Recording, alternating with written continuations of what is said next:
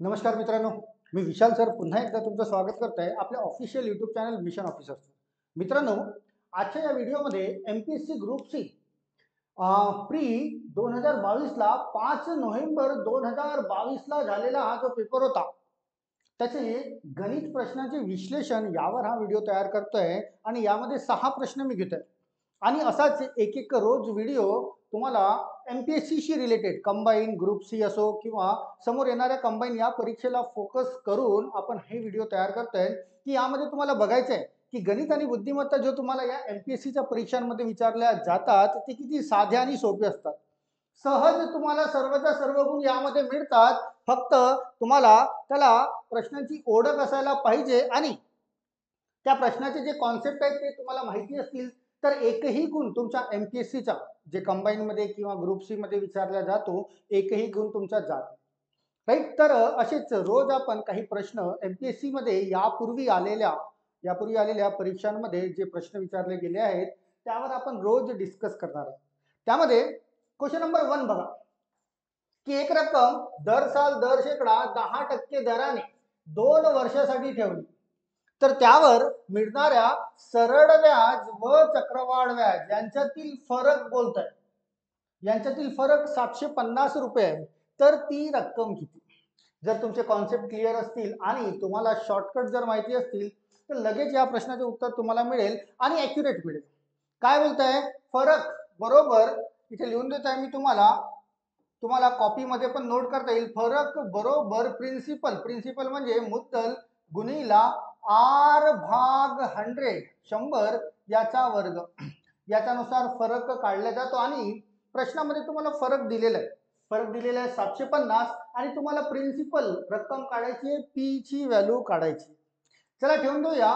फरक दिलेला आहे तुम्हाला 750 लिहिले 750 प्रिन्सिपल काढायचा आहे आणि व्याजाचा दर दिलाय 10% म्हणजे 10 भाग 100 याचा करूया वर्ग आणि इथून पी ची व्हॅल्यू पी फॉर प्रिन्सिपल म्हणजे मुद्दल म्हणजे ती रक्कम आपल्याला काढायची. जिथे हा एक शून्य आणि हा एक शून्य कॅन्सल आउट होईल आणि याचा वर्ग केला तर हा 750 बरोबर पी इंटू 1चा वर्ग 1 आणि हा खाली 10 राहिला 10चा वर्ग 100 आणि हा 100 इकडे येईल याच्यासोबत गुणाकारात जाईल म्हणजे तुम्हाला पी ची व्हॅल्यू मिळेल 750 गुणिला 100 म्हणजे ती रक्कम 75,000 इतकी असायला पाहिजे आणि हेच तुमच्या प्रश्नाचे उत्तर असायला पाहिजे. तर ती रक्कम किती? तर 75,000 जे ऑप्शन नंबर 1 मध्ये मिळते. अगदी साधे आणि सोपे प्रश्न विचारले जातात. ते डिपेंड करतं की तुमची तयारी कशी आहे, तुम्ही कशा पद्धतीने तुमची तयारी केलेली आहे. गणित आणि बुद्धिमत्ताचा एकही गुण तुमचा वाया जात नाही. आता तुम्हाला 20 प्रश्न विचारणार आहेत बरं का. समोर कंबाईन ज्या परीक्षा होतील त्यावर 20 प्रश्न गणित आणि बुद्धिमत्ताचे राहणार आहेत. तर 20च्या 20ही गुण सहज मिळतात आणि नेहमी ऑलमोस्ट हे बघण्यात आलेलं आहे की एम पी एस सीची तयारी करणारे जे विद्यार्थी असतात ते विशेष गणित आणि बुद्धिमत्ता यांच्या प्रश्नांकडे लक्ष देत नाही. इनफॅक्ट थोडंसं जर लक्ष दिलं तुम्ही तर सहज ते 20च्या 20ही गुण तुम्हाला मिळवता येतात आणि कट ऑफ मध्ये थोड्याने तुमचा जो निकाल आहे तो हुकणार. चला क्वेश्चन नंबर 1 झालाय त्याचं उत्तर काढलं आपण 75,000. समोर बघूया क्वेश्चन नंबर 2 बघा. क्वेश्चन नंबर 2 की नेहाचा पगार अगोदर 10% कमी केलाय नंतर तेजीमुळे तो 30% वाढवला तर मूळच्या पगारात किती टक्के वाढ झाली? हा सुद्धा 2022 5 नोव्हेंबर 2022 ला झालेला जो पेपर होता ग्रुप सी चा त्यामध्ये आलेला क्वेश्चन. अगदी साधा आणि सोपा प्रश्न असतो की नेहाचा पगार समजा 100 रुपये असेल. आता याला 10% कमी करूया. काय बोलताय? 10% कमी 10% कमी केला तर 100 चे 10% म्हणजे 10 ने कमी केला तर तिचा नवीन पगार झाला आता 90 रुपये. हा काय झाला त्याचा नवीन पगार.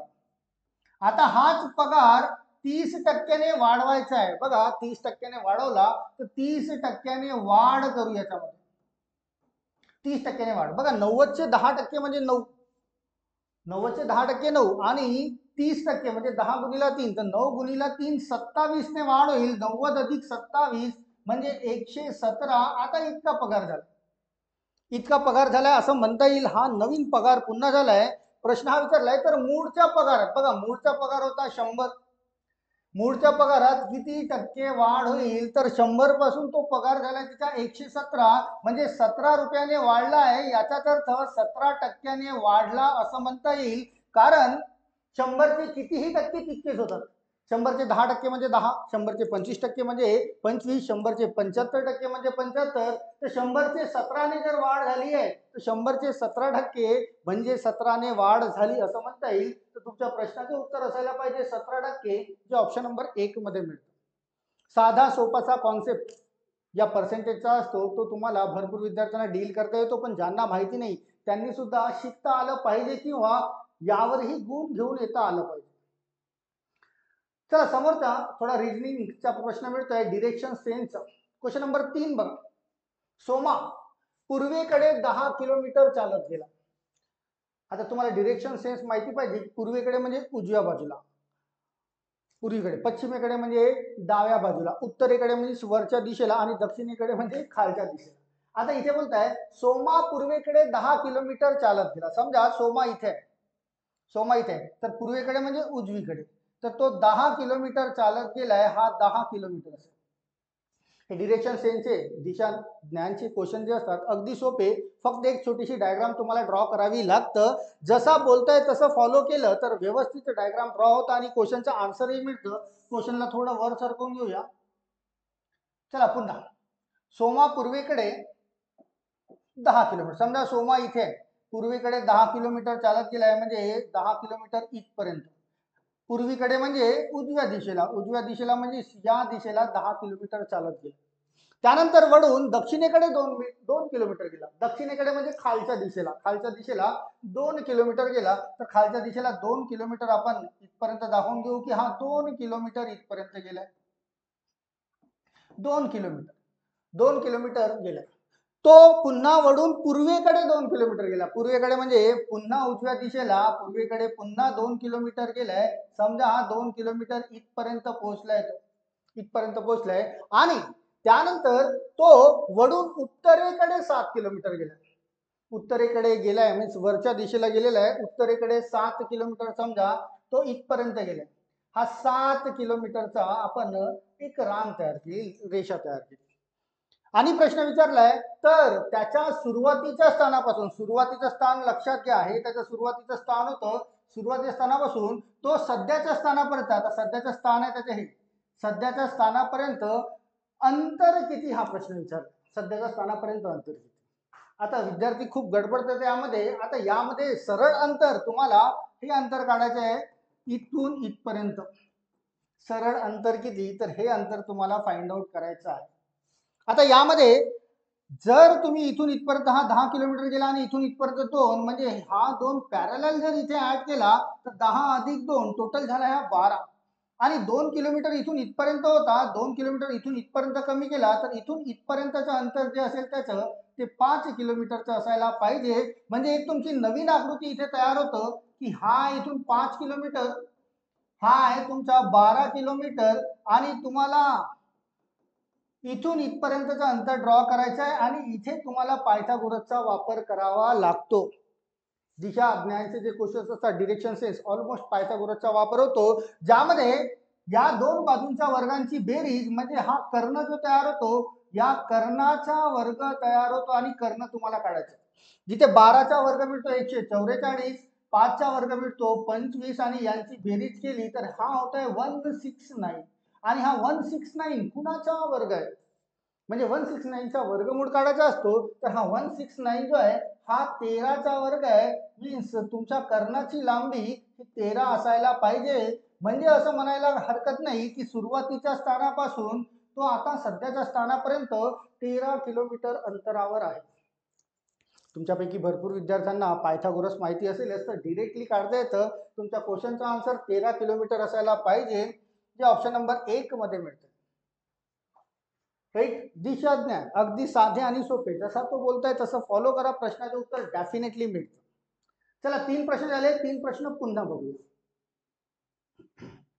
क्वेश्चन नंबर 4 वर या.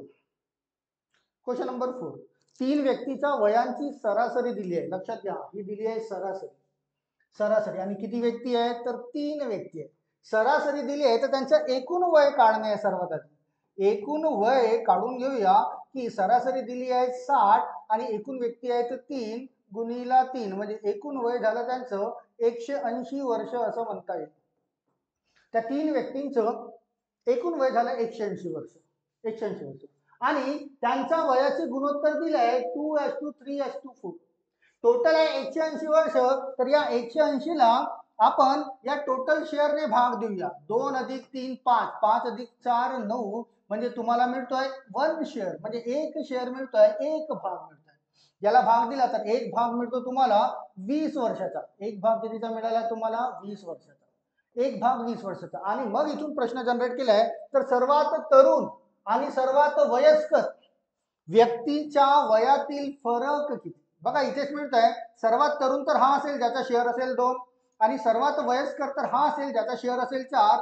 यांचा डिफरन्स बघा, यांचा अंतर म्हणजे 2 आणि 4चा अंतर म्हणजे 2 शेअर्स मिळत आहेत तुम्हाला. 2 शेअर, एका शेअरची किंमत आहे 20 तर 2 शेअरची किंमत किती असायला पाहिजे 20 गुणिला 2 म्हणजे 40 वर्ष हे तुमच्या प्रश्नाचं उत्तर असायला पाहिजे. म्हणजे सर्वात तरुण आणि सर्वात वयस्कर जो व्यक्ती असेल त्यांच्या वयातील अंतर 40 वर्ष असायला पाहिजे. साधे आणि सोपे कॉन्सेप्ट असतात या गुणोत्तर प्रमाणाचे. गुणोत्तर प्रमाणाशी रिलेटेड क्वेश्चन आहे, सहज पद्धतीने सॉल्व्ह. चला 4 प्रश्न झाले. पुन्हा त्यामध्ये कसे प्रश्न आले. क्वेश्चन नंबर 5 हा सुद्धा बुद्धिमत्ताचा क्वेश्चन आहे की पुढील क्रमिकेमध्ये प्रश्नचिन्हाच्या जागी योग्य पर्याय निवडा. योग्य पर्याय हे तुम्हाला ऑप्शन दिलेले आहेत. याला थोडंसं खाली सरकवून घेऊया आपण आणि याला सॉल्व्ह करूया. या 4 ऑप्शन पैकी एक ऑप्शन तुमचं उत्तर असायला पाहिजे. चला क्रमिकेमध्ये सर्वात आधी तर यांचे डिफरन्स बघा. 22 पासून 33 पर्यंत 1 चे डिफरन्स आहे. 33 पासून 37 पर्यंत 4 चे डिफरन्स आहे. 37 पासून 46 पर्यंत 9 चे डिफरन्स आहे. 46 पासून 62 पर्यंत 16 चे डिफरन्स आहे. आता हे जे अंतर मिळत आहे याला म्हणतात वर्गांतर. वर्गांतर म्हणजे वर्गांचे अंतर. वर्गांचे अंतर बघा, हा 1 म्हणजे 1 चा वर्ग, 4 म्हणजे 2 चा वर्ग, 9 म्हणजे 3 चा वर्ग, 16 म्हणजे 4 चा वर्ग. तर या समोरचं अंतर जे असेल ते 25 चं असायला पाहिजे म्हणजे 5 च्या वर्गाचं.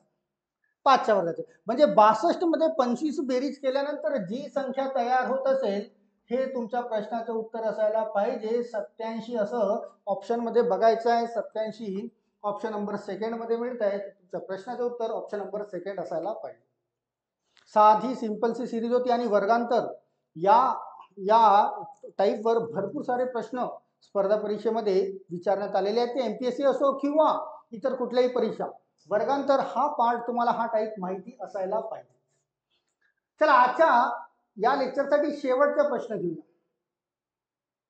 आजच्या या लेक्चरसाठी शेवटचा प्रश्न म्हणजे 5 नोव्हेंबर 2022 ला एमपीएससी ग्रुप सी मध्ये आलेले हे 6 प्रश्न. याच्याशिवाय पण इतर प्रश्न आहेत, त्याला नेक्स्ट लेक्चर मध्ये आपण कव्हर करूया. चला क्वेश्चन नंबर 6 सध्यासाठी तात्पुरता शेवटचा प्रश्न.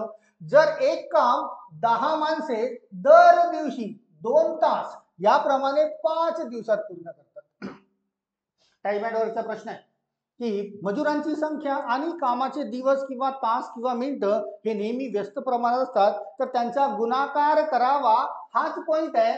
तर 10चा गुणाकार करू 2 सोबत आणि त्यांचा गुणाकार करूया 5 सोबत म्हणजे 10 गुणिला 2 गुणिला 5. तर तेच काम 2 माणसे दिवसातून 5 तास करतील तर त्यांना किती दिवस लागतील. किती माणसे करतायत 2 माणसे दिवसातून किती तास करतायत 5 तास करतायत तर त्यांना किती दिवस लागतील माहिती नाही तर समजून घेऊया x दिवस लागतील. साधा सोपासा कॉन्सेप्ट असतो हा सुद्धा.